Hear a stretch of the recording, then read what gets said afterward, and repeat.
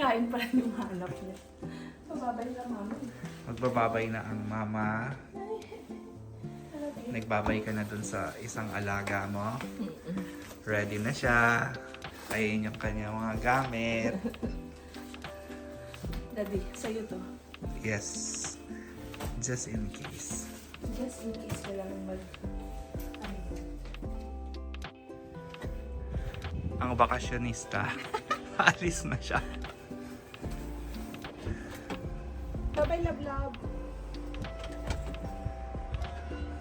Maghahatid muna tayo sa airport, guys.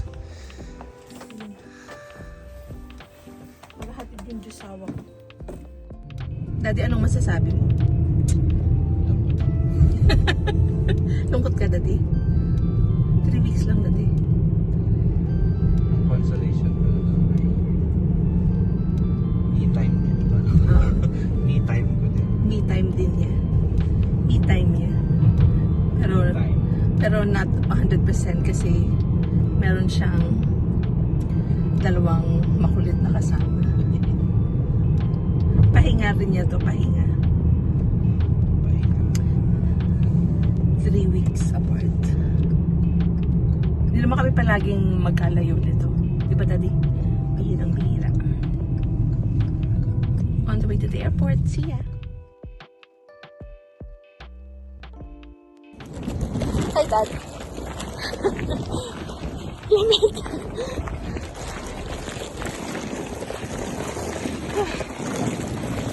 Ang lamig!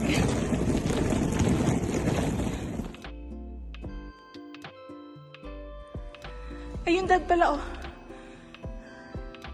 Lagyan na natin. Dito na kami sa airport. Na-drop ako ni Jaime. Hello, guys. Hello, guys. Nag-baggage drop na kami dito sa airport. Delayed lang naman yung flight ko by an hour. So, dito muna kami tatambay. Alam mo, yung mga delays in life, that's part of the story. Ang importante, makarating lang sila. Ang important. Wow. Pwede ba kipicture na kayo?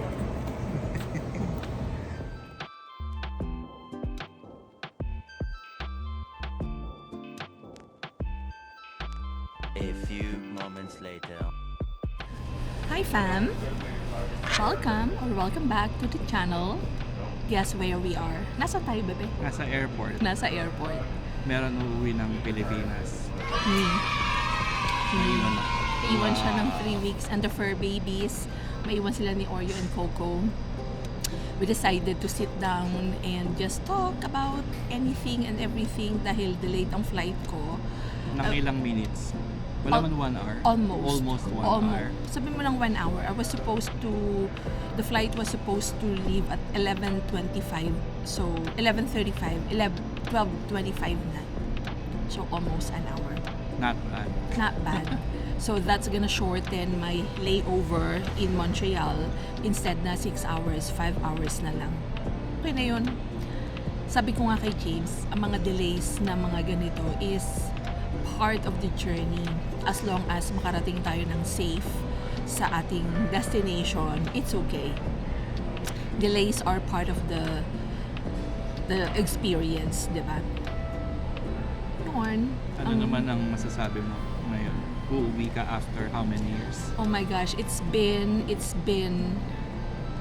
ages. So the last time na umuwi ako ng Philippines was 2019 para sa kasal ng sister ko ni Budingding. But I was there for literally 4 nights sa Cebu. So nag-travel ako from Moncton to Cebu, 3 planes each way para mag-attend ng wedding ni Buding noong 2019 September. And I was away for a week, exactly a week. I left Moncton Saturday, tapos ang flight ko pabalik Saturday din. So kasama yung travel time doon sa 1 week na leave ko. Hindi rin ako nagtagal noon kasi that time si James was recovering from hospitalization. 2 months lang after nung hospitalization niya. Tapos nandito at that time si Mommy at si Daddy, yung parents ni James. Buhay pa si Daddy noon. Nakapasyal sila ng Moncton. No, Dad? Naka-amoy sila ng Canada Tuwang-tuwa Air. naman si Daddy. No? Tuwang-tuwa naman si Kunwari Daddy. ayaw niyang pumunta, pero nung nakapunta, gustong-gusto na pumunta. So yun, 2019 and then ngayon ulit, we left Philippines in April of 2018. Dumating kami ng Canada, April 2018. So, in April of 2026, in 4 months, 8 years na kami dito ni James sa Moncton, New Brunswick. It's been a journey. It's been quite a ride. No? Ang daming blessings throughout the years and lessons talaga. And of course, in that 8 years span, nakuha namin ang aming Oreo and Coco. No? Yes, correct. Yun ang purpose ng pagpunta natin sa kanila. Sila yung purpose. Sila yung purpose. Dati I was thinking, ano kaya yung purpose? Ba't kami nagpunta ng Canada? Well, of course, gusto namin ni James ng country na pwede kaming settle down eventually or maging citizens. Kasi being away from the Philippines for a few years, parang hindi ka na rin sanay, no, mamuhay sa Hindi, Philippines. kasi Nagbabakasyon na lang tayo. nagbabakasyon na lang tayo. And before pumunta tayo dito sa Canada, nasa Dubai tayo ng ilang years. Mahigit 10, 11. almost Parang 11 ganyan. years kami sa Dubai. So every time na umuwi kami ng Pilipinas, parang Naninibago na kami. nasanay. Kasi syempre, nasa 20s kami nung nag-Dubai kami ni James. And we left in 2018 also, beginning of 2018, before kami nagpunta dito sa Canada. So umalis tayo ng Philippines to Dubai 2007. 2007 ka, tapos after 6 months Sumunod ka, 2008. 2008. 2008. Yes. Magkasunod kayo ni Tita Aris na dumating ng UAE. March 2008 naman si Tita Aris na duty free na siya. So imagine 3 years na lang, 20 years na si Tita Aris sa duty free Abu Dhabi. And now, nandoon na rin si Burikat, yung aking first cousin. Trabaho siya sa 5-star hotel in Abu Dhabi. So she's starting her life abroad. Kaya sabi ko, ganun, ano ka lang, just do your best and enjoy the ride, enjoy the journey. Marami kang matututunan from living abroad talaga. Whether you're an OFW, whether you're an overseas Filipino worker or an immigrant, maraming lessons ang paninirahan sa abroad. It's not all roses. Hindi always madali ang life. Imagine mo, in-uproot mo yung life mo from your friends and family in the Philippines, di ba? But it teaches you resilience talaga. Parang pag mag-abroad ka, hindi mo alam kung ano yung naghihintay sa'yo. Yeah, you don't know what to expect. Diba? Anything can happen. So, Pero ang maganda naman doon is sa kabutihang palad naman ay napaganda naman ang buhay namin. maganda ang buhay namin. And we are very, very thankful, very grateful about that. We do not take that for granted at all. Iba yung, although we did not start naman na Easy? easy. No, it's not easy. It wasn't easy. It was hard. It was difficult for James and I nung nagsisimula kami sa Dubai. But looking back, pag iniisip namin yung mga pinagdaanan namin through the years, in the past 2 decades, in the past 20 years na 2 wala decades kami, na wala sa Philippines. nawala kami sa Philippines, parang hindi naman kami hindi talaga kami pinabayaan ni Lord. Marami kaming dapat ipagpasalamat. Alam mo yon, life is not perfect, but we are blessed. We feel very blessed, and masaya din kami na nakakapag-bless kami ng ibang family members because of being abroad. Kasi iba rin ang kita mo pag nasa Philippines ka, di ba? Or nasa abroad ka. Totoo naman yun. So yun, I will be in the Philippines for 3 weeks. Si James maiwan kasama si Laura at si Coco ng 3 weeks. Happy siya kasi makapag-me time ka rin, no, be? Makapag-me time din ang asawa. Makapag-me time ang asawa ko. Pero hindi siya makakapag-me time 100% kasi may dalawa kaming butiki sa bahay. Si Oreo at si Coco. Yun, hindi katatantanan ng mga yon. Maraming hanas, maraming ganap sa buhay. Ay, Daddy, bumaba si Coco. Kanina. Nung paalis na ako, mamimiss ko yung dalawang butiki na yun. Our kids.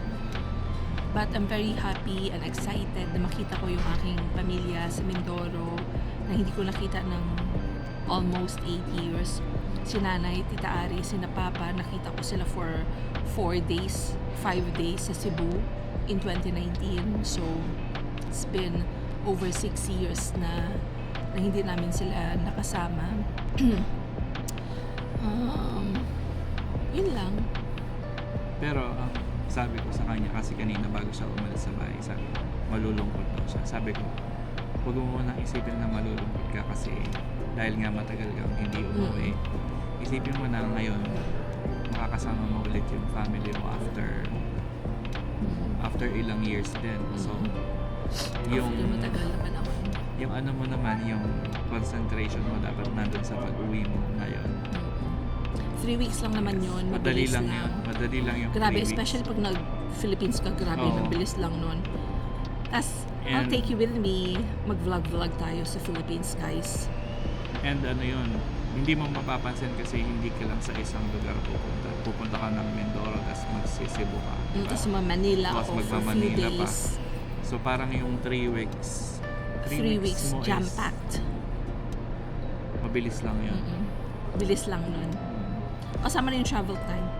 2 days na agad papunta, guys. Ganun kalayo. So, today is December 18th. Ang arrival ko sa Manila is December 20 pa ng umaga. And ang masaya niyan, same day kami ng arrival ni Tita Aris ko from Dubai. So, ano lang kami, 3 hours difference ang arrival namin sa Manila. So, mahintay na lang ako sa kanya sa arrival habang kasama ko yung tito at yung asawa niya si Tito Irvi at saka yung pinsan ko si CJ. I-vlog ko din yun, guys, para makita niyo. Tsaka, excited na ako kasi yung Terminal 3, bagong gawa, bagong renovate. Oo nga, no? Ganda. Oo, ang ganda. Panood ko sa YouTube. Tapos, inayos nila yung Terminal 2 and Terminal 1, I heard. So, excited na ako, guys. Excited na ako. Bye, fam! Bye. Thank you for watching our vlogs. And sana naaliw kayo namin kahit paano sa aming buhay, sa aming mga ganap. Thank you! See you on the next one!